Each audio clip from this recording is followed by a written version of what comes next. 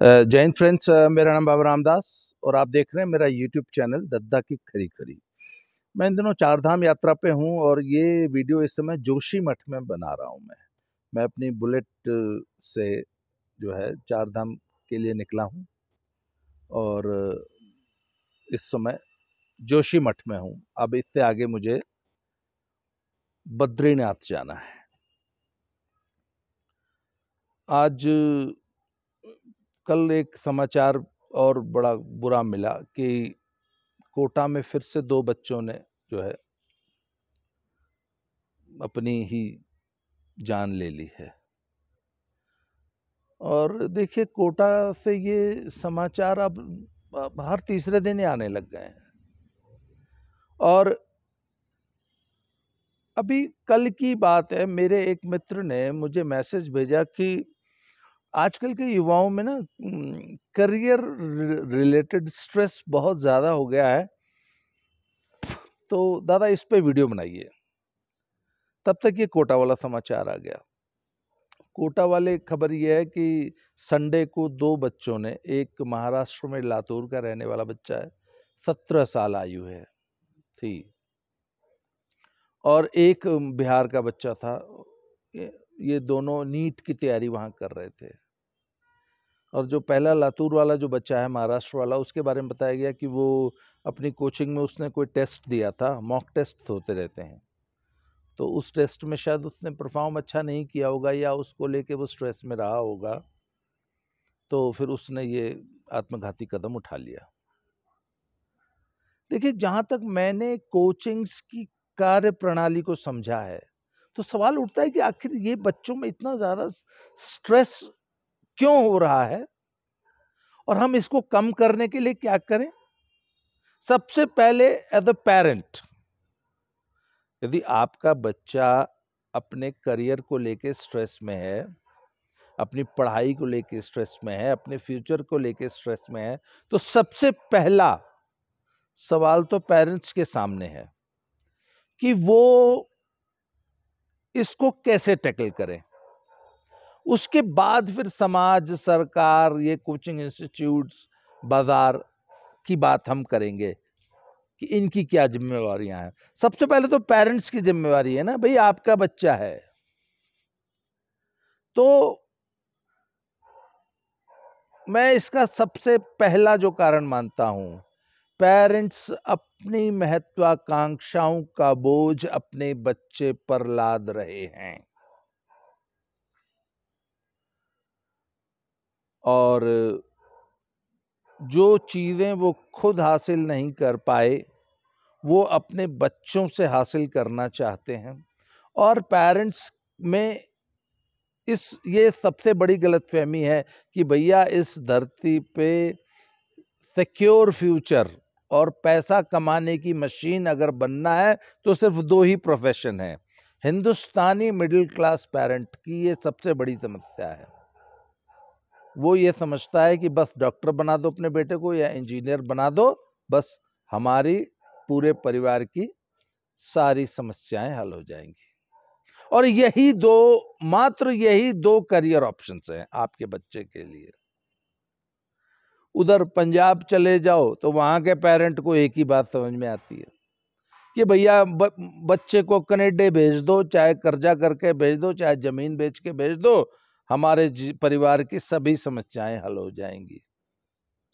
इसके अलावा उनको कोई दूसरा ऑप्शन दिखता ही नहीं। कनेडा जाओ, ट्रक चलाओ और अपने पूरे परिवार की गरीबी दूर कर दो। उसके लिए पूरा परिवार 1 करोड़ रुपए की जमीन जायदाद बेच के कनाडा चला जाता है। तो पहले आ जाते हैं ये डॉक्टर इंजीनियर वालों पे। तब बात ये ना कि ये आज से 40-50 साल पुरानी सोच है। और मुझे याद है 1970 और 80 के दशक में, 80 में तो नहीं कह सकते, पर 60 और 70 के दशक में हमारे इंजीनियरिंग कॉलेजेस और मेडिकल कॉलेजेस में एडमिशन यूं ही हो जाया करते थे। बस आपने 12वीं क्लास में अच्छे नंबर लिए और मेरिट में आपका नंबर आ गया। और मेरिट भी कौन सी, वो 12वीं क्लास का एग्जाम जो आपने पता नहीं कैसे दिया है, नकल मार के दिया है, आपने दिया, बस आपके 12वीं में अच्छे मार्क्स आते थे और इतने कम लोग एस्पायर करते थे कि जाओ और एडमिशन ले लो। उस जमाने में देश में वाकई अन्य करियर ऑप्शंस बहुत कम थे, इसलिए लोगों को लगता था कि अब डॉक्टर और इंजीनियर ये दो ही प्रोफेशन है। भैया आज के ज़माने में जबकि ऐसे ऐसे फील्ड्स खुल रहे हैं, अभी मैं तो बता रहा हूं कि अगर आज आपका बच्चा 15 साल का है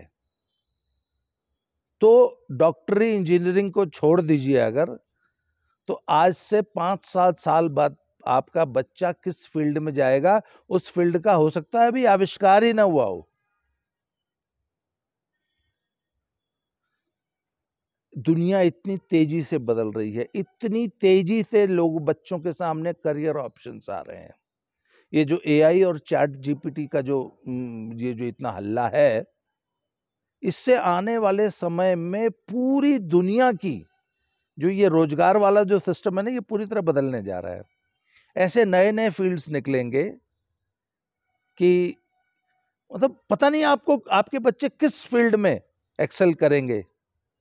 इसलिए ये सिर्फ डॉक्टर और इंजीनियर बनाना कि ये जो घिसी पिटी सोच है, सबसे पहले तो पेरेंट्स इस सोच से बाहर निकलें और बच्चों को अपने करियर ऑप्शंस खुद चुनने दें। प्रोफेशनल लोग बैठे उनसे काउंसलिंग कीजिए कि भविष्य में आने वाले समय में कौन से फील्ड्स खुलने जा रहे हैं, उनके लिए और हम क्या तैयारी कर सकते हैं। अच्छा, वो फील्ड्स एकदम खाली पड़े हैं। आज आप ऐसे बहुत सारे फील्ड्स पाएंगे जिनमें लोग ही नहीं है, क्योंकि सारा फोकस तो आपका नीट और अपना ये मेडिकल और इंजीनियरिंग की पढ़ाई पे हो गया। खैर, दूसरी एक गलती जो हमारे पेरेंट्स कर रहे हैं ना, ये मिडिल क्लास और लोअर मिडिल क्लास का बच्चा कोचिंग इंडस्ट्री में जाके उनका निवाला बन रहा है। एक तो ये बहुत ज्यादा मोटे पैसे लेते हैं, एक एक कोर्स के 6-6 महीना पढ़ाने के ये 2-2, 2.5-2.5, 3-3, 4-4 लाख रुपए ले रहे हैं। दूसरी बात है, आप अपने बच्चे को कोटा भेज रहे हैं या किसी भी कोचिंग नगरी में भेज रहे हैं, तो उस कोचिंग नगरी में रहने का खर्चा 10 से 15 हजार रुपये महीना आ जाता है। कहने का मतलब एक लोअर मिडिल क्लास पेरेंट जब अपने बच्चे की पढ़ाई पे, सो कॉल्ड पढ़ाई पे 1-1.5 साल 2 साल के अंदर 5 से 10 लाख रुपया खर्च करता है, तो वो एक तो फाइनेंशियल कंस्ट्रेंट्स बहुत ज्यादा होते हैं। तो कुछ पेरेंट्स अपने उन फाइनेंशियल कंस्ट्रेंट्स, वो जो कुर्बानियां वो आर्थिक फ्रंट पे दे रहे हैं, ये कैसे कैसे गरीबी में खुद गुजारा करके बच्चों को पढ़ा रहे हैं, इसका एहसास बार बार बच्चों को मोटिवेट करने के लिए वो बार बार एक शब्द बोलते हैं, देख तेरे पे हम बहुत ज्यादा खर्चा कर रहे हैं, देख तेरी माँ के गहने बिक गए, देख मैंने घर गिरवी रख दिया, देख मैंने ये बेच दिया, देख हमने 2 दिन से रोटी नहीं खाई,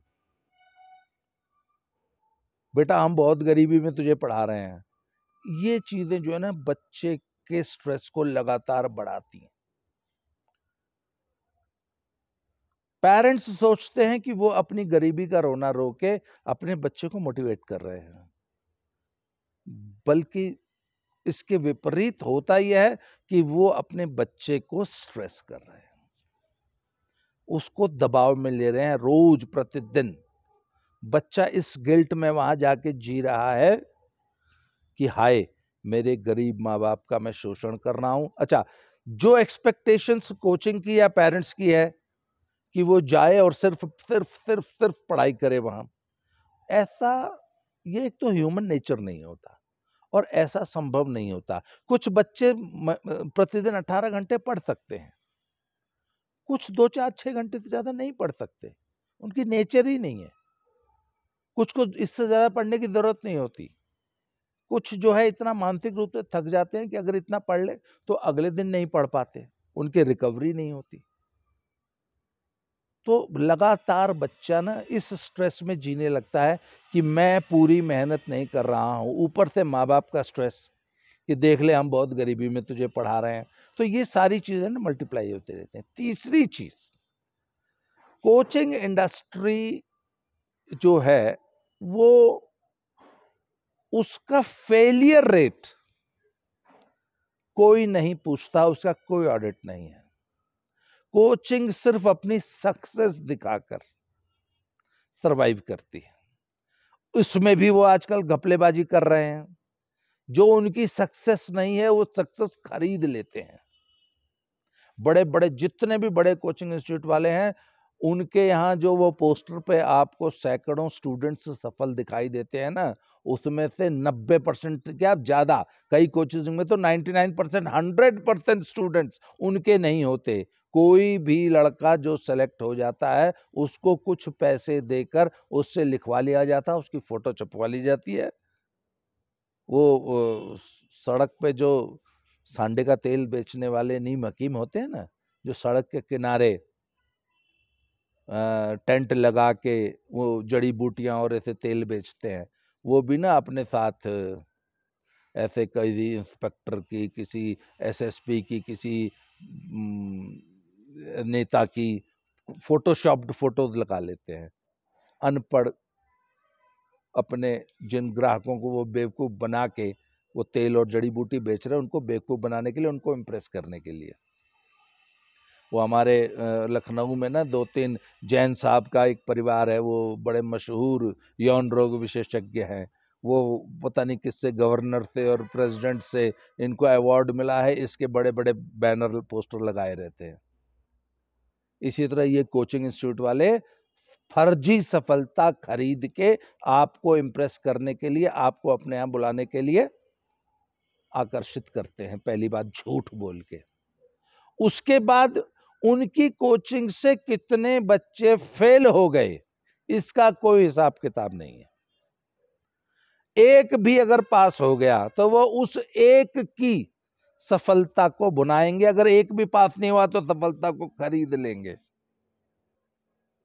इसलिए उस एक सफलता को हासिल करने के लिए वो 99 अपनी कोचिंग के 99.99% बच्चों को फिजिकली, मेंटली, मॉरली, साइकोलॉजिकली मारने के लिए तैयार बैठे हैं और मारने का उपक्रम रोज करते हैं, कर रहे हैं। तो सबसे पहले तो पेरेंट्स को ये चेक करने की जरूरत है कि कहीं आपके बच्चे को साइकोलॉजिकली किल तो नहीं कर रही है कोचिंग। उसका एक मैं छोटा सा आपको एक एग्जांपल देता हूं। देखिए, जब आप कोचिंग में एडमिशन लेने जाएंगे तो जो बहुत नामी कोचिंग्स हैं वो तो एंट्रेंस एग्जाम से लेती हैं, कोटा की जो बड़ी नामी लोग हैं। इसके अलावा जो छोटे शहरों में जो छोटी कोचिंग्स खुली हैं, ये क्या करते हैं कि जब आप उनका अपना बच्चा उनके पास लेके जाएंगे तो सबसे पहले तो उनको एडमिशन चाहिए। आपसे 1.5-2 लाख रुपया ठगना है उनको। तो बोले, अरे साहब आपका बच्चा तो इतना इंटेलिजेंट है, बस ये तो डॉक्टर बना ही बैठा है जी, ये तो आईआईटी टॉप करेगा जी, नीट जेईई में ये तो बस छत फाड़ देगा, इतने नंबर ले लेगा। फिर आपका वो एडमिशन ले लेंगे। फिर आप हर 15वें दिन, गुरुजी हमारा छोरा कैसा है, हमारा बेटा, भैया हमारा लड़का पढ़ रहा है ना, अरे रे रे आपका बच्चा बहुत सिंसियर है, अरे भाई हमने तो जिंदगी में ऐसा बच्चा ही नहीं देखा।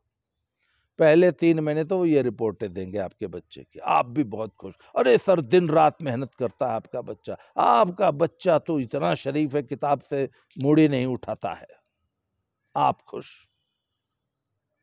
अब धीरे धीरे आपसे और पैसे लेने हैं और अब धीरे धीरे आपके बच्चे को प्रेशर लेना है, प्रेशर में भी लेना है। तो बोले जरा अपने बच्चे पे बोलिए थोड़ा आजकल पढ़ाई पे कम ध्यान दे रहा है। पहले 3 महीने जो टेस्ट लेंगे उसमें आपके बच्चे को बहुत अच्छे नंबर देंगे, 90, 95, 98% नंबर जानबूझ के देते रहेंगे। आपको लगेगा मेरा बच्चा बहुत अच्छी पढ़ाई कर रहा है, बहुत मेहनत कर रहा है। जैसे जैसे समय बीतता जाएगा वो आपके बच्चे के नंबर कम करते जाएंगे और 6-7-8 महीने बाद तो एक स्टेज ऐसी आ जाएगी जब आपके बच्चे को एक आध टेस्ट में फेल कर देंगे, क्योंकि टेस्ट तो उनके हाथ में है, सवाल उनको पूछने हैं, नंबर उनको देने हैं, चाहे जब फेल कर दो, चाहे जब 100 में 100 नंबर दिला दो। तो सब फिर आप परेशान हो जाएंगे। अच्छा, कोचिंग इंस्टीट्यूट वालों से बात करो कि आप ऐसा कम क्यों करते हैं कि जिस बच्चे को कल तक आप 98%, 98% मार्क्स दे रहे थे, उसको अचानक 76% पे क्यों ले आते हैं? बोले क्या है कि बच्चे वहाँ जाके ना थोड़ा इधर उधर उनका फोकस हटने लगता है, तो उनका फोकस अपनी पढ़ाई पे बना रहे, वो पढ़ाई के अलावा कुछ और न सोचे। ये प्रेशर बनाने के लिए हम थोड़े मार्क्स कम कर देते हैं। वैसे जहां तक मुझे बताया गया है कि पेरेंट्स से पैसे निकालने के लिए, कुछ एक्स्ट्रा स्टडी मटेरियल बेचने के लिए, और भी इनके बहुत सारे हथकंडे हैं। एक्स्ट्रा कोचिंग के नाम पे, एक्स्ट्रा ध्यान देने के नाम पे आपके पेरेंट्स से पैसा वसूलना होता है इनको। तो साहब फिर धीरे, अच्छा उसके बाद बोलेंगे अरे आजकल आपका तो लड़का फलानी लड़की के साथ घूम रहा है, आजकल तो उसका पढ़ाई में ध्यान है नहीं है, वो सिर्फ यहाँ जो है आशिकी कर रहा है। आप परेशान, आप रोज अपने बेटे को फोन करने लग गए, उधर उसके मार्क्स कम होते जा रहे हैं। कुछ पीयर प्रेशर होता है, बच्चा देख रहा है कि मेरा पड़ोसी, मेरा साथ का जो लड़का है वो तो एक दिन में 18 घंटे पढ़ रहा है, मैं 4 घंटा से ज़्यादा पढ़ ही नहीं पा रहा हूँ, मैं टेबल पे बैठता हूँ, मेरा फोकस ही नहीं है, मैं पढ़ाई कर ही नहीं पाता हूँ। तो ये यहाँ पर बच्चा अब आपका साइकोलॉजिकली टूट रहा है, धीरे धीरे डिप्रेशन में आ रहा है। और ये आप और आपका बच्चा इस तरीके से कोचिंग इंडस्ट्री का गिनी पिग, वो लेबोरेटरी में चूहे होते हैं ना जिन पे प्रयोग किए जाते हैं, जिनको दवाइयाँ सॉल्ट्स लगा लगा के जो है प्रयोग किए जाते हैं कि किस सॉल्ट का शरीर पे क्या असर पड़ रहा है। आप कोचिंग इंडस्ट्री के गिनी पिग आप और आपका बच्चा बना दिए जाते हैं। अब होता क्या है कि साहब कोई वहां साइकोलॉजिकल सपोर्ट तो है नहीं। आपने अपने बच्चे को अकेले एक पीजी में कमरा लेके छोड़ रखा, आपको पता ही नहीं कि आपका बच्चा किस मानसिक संत्रास से गुजर रहा है। आपको ये पता ही नहीं है कि मेरे रोज रोज की ये इंक्वायरी फोन, मेरे द्वारा प्रेशर डाला जाना, ऊपर से उसके कोचिंग द्वारा उसके ऊपर प्रेशर डाला जाना, उसके बाद समाज का प्रेशर, अगल बगल के सहपाठियों का पीयर प्रेशर, पीयर ग्रुप का प्रेशर, इन सब में बच्चा धीरे धीरे टूटता है। अच्छा एक बात बताऊं, दुनिया की कोई भी चीज जब टूटती है, अभी जब मैं आ रहा था ना बद्रीनाथ, तो जगह जगह पहाड़ गिरे हुए थे, बिल्डिंगें सरक जाती हैं, धंस जाती हैं, गिर जाती हैं। दुनिया की कोई भी चीज टूटने से पहले बताती है, आवाज करती है, इशारे देती है। समझदार आदमी उन इशारों को, उन सिम्टम्स को रीड कर लेता है और समझ जाता है, बच जाता है। कोई पेड़ अगर गिर रहा है तो गिरने से आधा घंटा 1 घंटा पहले उसके अंदर से टक टक की आवाज आने लगती है। कोई बिल्डिंग अगर गिरने वाली है तो वो भी आवाज करती है। कोई अगर लैंडस्लाइड होने वाली है, कोई पहाड़ गिरने वाला है, तो वो सीधे बड़ा पहाड़ नहीं गिरता है, पहले छोटे छोटे पत्थर, इतने छोटे छोटे कंकड़ियां गिरा के लोगों को चेतावनी देता है कि दूर हट जाओ, मैं गिरूंगा अब। इसी तरह व्यक्ति भी टूटने से पहले उसके सिम्टम्स होते हैं, जिससे पता लगता है कि ये प्रेशर में है, ये डिप्रेशन में है, ये अब टूटने वाला है, ये टूट सकता है। अब सब समस्या ये है कि वहां पे ऐसा कोई मैकेनिज्म नहीं है जो आपके बच्चे के इन सिम्टम्स को पढ़ सके। कोई लोकल गार्जियन है नहीं। जिस पीजी में आपने अपने बच्चे को छोड़ा है, उसके मालिक को आपके बच्चे से कोई मतलब नहीं है, वो सिर्फ आप महीने में उसको पैसा देते रहे और आपका बच्चा पीजी में कोई न्यूसेंस क्रिएट न करे, उसको सिर्फ इस चीज से मतलब है। उसके यहाँ आपके जैसे सैकड़ों बच्चे हर साल आते हैं और जाते हैं, आप उसके लिए, आपका बच्चा सिर्फ एक ग्राहक है। कोचिंग में आपके बच्चे के जैसे 100, 200, 400 पढ़ते हैं। कोचिंग वाले का तो आपके बच्चे का नाम और शक्ल तक याद नहीं है। कोई पर्सनल बॉन्डिंग नहीं होती। आप वहां हैं नहीं, आप सिर्फ 15-20 हजार रुपया महीना भेज देते हैं और रोज शाम को फोन कर लेते हैं उसका प्रेशर बढ़ाने के लिए। तो आपका बच्चा यदि स्ट्रेस में है तो आखिर उन लक्षणों को कौन पहचानेगा और समय से उसको कौन उबारेगा? सरकार ने एक नाम मात्र का मैकेनिज्म बना रखा है और बच्चे के ऊपर जिम्मेवारी छोड़ रखी है कि यदि आपके अंदर कुछ बुरे ख्यालात आए, यदि आपको लगता है कि डिप्रेशन है, तो हमें संपर्क कीजिए। अब तो जिम्मेवारी खुद बच्चे की होगी ना कि उनसे संपर्क करके बताएगी साहब। अच्छा, कई बार कई केसेस में ऐसा हुआ है कि जो बच्चे हैं या जो व्यक्ति है जिसने ऐसा कदम उठाया है, वो मात्र 3-4 महीने तक, 3-4 घंटे पहले तक बहुत अच्छा हंस खुशी खेल रहा था, कूद रहा था, बड़ी जोर जोर से खिलखिला के हंस रहा था, एंजॉय कर रहा था। लोग कहते हैं कि हम विश्वास ही नहीं कर सकते, he was so happy, she was so happy. वो तो एंजॉय कर रहा था, वो तो देखो उसने हमारे साथ ऐसा वीडियो बनाई, ऐसी सेल्फी खींच के भेज रही थी, वो तो खुशी से चहक रहा था, चहक रही थी, वो तो फ्यूचर की प्लानिंग बना रही थी हमारे साथ, और अचानक उसने ये कदम उठा लिया।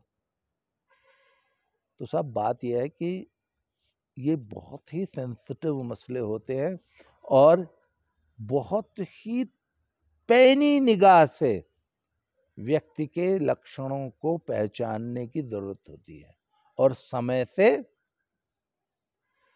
एक्शन लेने की जरूरत होती है। अब आप वहां हैं नहीं और कोई सपोर्ट मैकेनिज्म आपके बच्चे या आपके उस व्यक्ति, आपके रिश्तेदार जो भी हैं, ये सिर्फ बच्चों की समस्या नहीं है ना, ये तो बड़े बूढ़ों में, सब में, सीनियर मैच्योर लोगों में भी आती है। तो आखिर उन लक्षणों को कौन पहचानेगा? मेरे एक मित्र थे, वो अपने बच्चे को कोटा पढ़ने भेजना चाहते थे, तो मैंने उनसे स्पष्ट मना किया कि नो। मेरे मित्र डॉक्टर हैं, तो डॉक्टरों को मन में ये ख्याल आता है ना कि हमारी प्रैक्टिस जनरेट कर लेगा या हमारा बच्चा भी डॉक्टर बन जाएगा। उनको लगता है कि डॉक्टरी का पैसा ही दुनिया का सबसे अच्छा पैसा है, इस पेशे में कमाया गया। तो मैंने कहा भैया डॉक्टर न बने तो आर लड़का कंपाउंडर बन जाई और झोला छाप कहीं होके बैठ जाई, कोटा नहीं जाएगा बेटा या बेटी। और अगर कोटा भेजना है बच्चों को तो फिर आपकी पत्नी साथ जाएंगी। मेरे एक और मित्र हैं, वहाँ वो पंतनगर साइड रहते हैं उत्तराखंड में, उन्होंने अपने बेटे को यही कोटा में कोचिंग दिलाई थी। उनकी पत्नी 2 साल तक वहाँ पे फ्लैट किराए पे लेके रही और बाकायदा बच्चे के साथ रही। बहुत समझदार महिला है। कहने का मतलब there has to be a family support system with your child. दिक्कत वहां आती है ना, क्योंकि उस कोचिंग नगरी में सिर्फ आपका बच्चा ही डिप्रेस नहीं है ना, सिर्फ आपका ही बच्चा स्ट्रेस नहीं है, वो तो पूरा शहर ही डिप्रेस्ड लोगों का है। वहां चारों ओर मनहूसियत है।